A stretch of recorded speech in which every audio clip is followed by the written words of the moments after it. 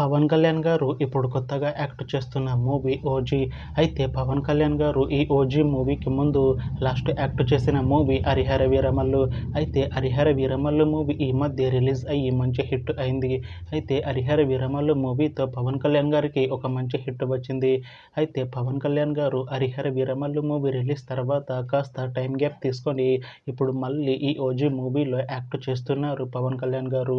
చూడాలి పవన్ కళ్యాణ్ గారికి ఈ ఓజీ మూవీతో కూడా ఇంకొక మంచి హిట్ తనకి వస్తుందా లేదా అనేది మనం ఈ ఓజీ మూవీ రిలీజ్ అయ్యాక చూడాలి. అయితే ఓజీ మూవీ టీం ఇంతకు ముందే ఒక చిన్న టీజర్ని విడుదల చేసింది. అయితే దానికి మంచి రెస్పాన్స్ వచ్చింది. అయితే ఓజీ మూవీ టీం ప్రస్తుతం షూటింగ్లో బిజీగా ఉన్నారు. అయితే ఈ OG movie shooting already 90% complete అయిపోయింది అంటున్నారు మూవీ టీం.